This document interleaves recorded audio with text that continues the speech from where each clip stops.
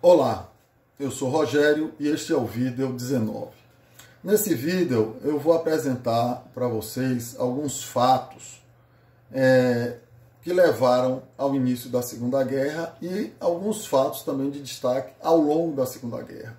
São alguns pequenos pontos de destaque, mesmo porque é impossível comentar todos os fatos que ocorreram, que todos eles foram importantes.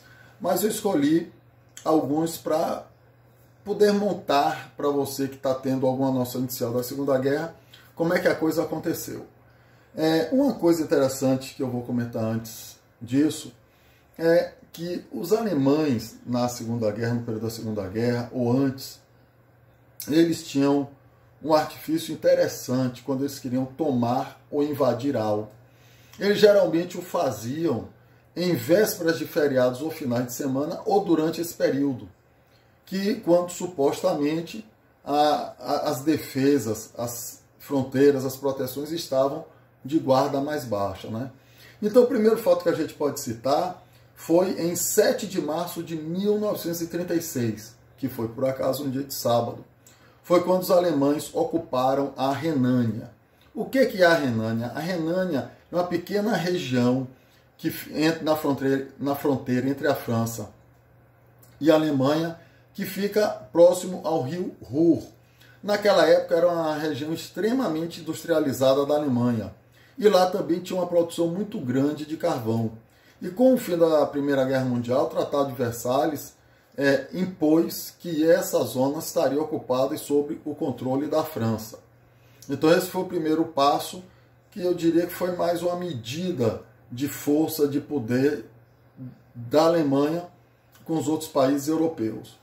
Em 13 de março de 1938, que foi um domingo, os alemães anexaram a Áustria. Eles anexaram um país inteiro sem disparar um único tiro. E eles entraram na Áustria como heróis. Claro, eles simplesmente decidiram, vou entrar hoje, entrou, não. Houve todo um preparatório por trás, um jogo de política, ameaças, espionagem, tudo isso por trás. Eu estou apenas comentando cronologicamente o fato. No mesmo ano, em 1º de outubro de 1938, que foi um sábado, os alemães tomaram os Sudetos. O que são os Sudetos? É uma região montanhosa que fica na fronteira entre a Alemanha e a Tchecoslováquia. Por que os alemães tinham tanto interesse nos Sudetos? Porque era um ponto militarmente estratégico, que quem dominasse os Sudetos conseguia dominar tanto um lado da Alemanha como o lado da Tchecoslováquia. Mas por que a Tchecoslováquia?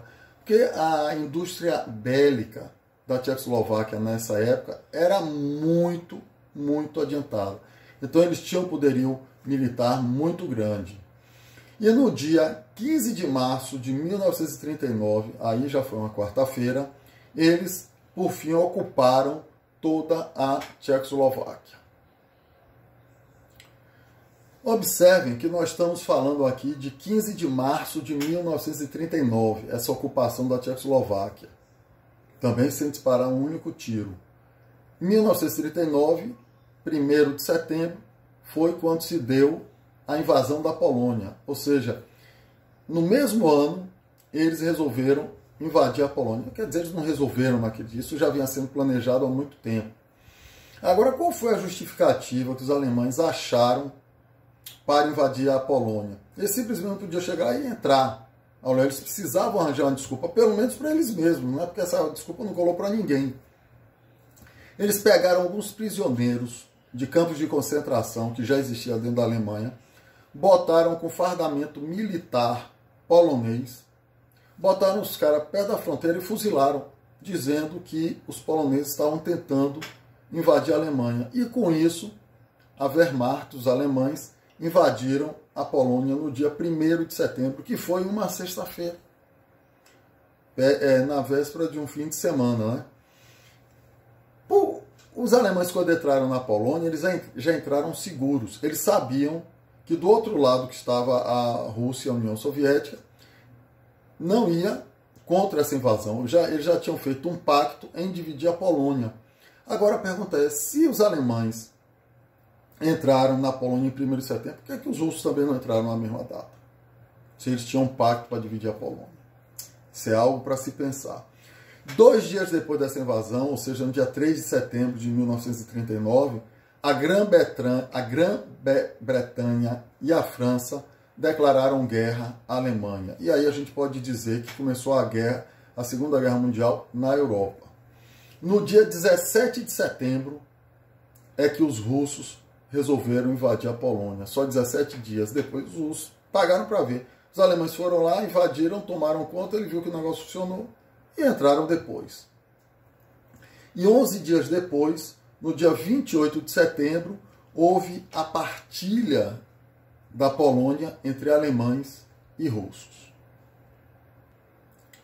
Bom, esses fatos podem ser ditos como um dos principais, não todos, é claro, de destaque do ano de 1939. E aí, com o desenrolar da guerra, vamos conversar aqui sobre alguns fatos também que a gente pode destacar no ano de 1940. Não é? Então, entre abril e maio de 1940, foi quando ocorreu o massacre dos oficiais intelectuais poloneses pela NKVD, na floresta que depois ficou famosa, que é a floresta de Katyn.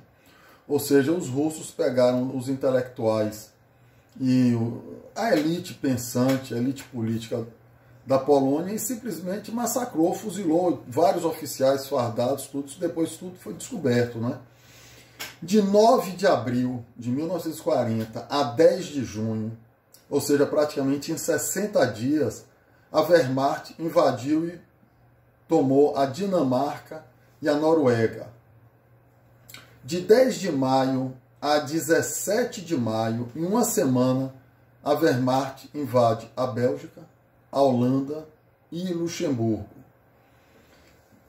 No mesmo ano, 1940, 25 de maio a 4 de junho, foi quando houve a batalha e o cerco a Dunkerque, que teve a famosa Operação Dínamo, criada pelos ingleses, que houve a fuga de da grande maioria dos ingleses e franceses que estavam cercados em Dunkerque.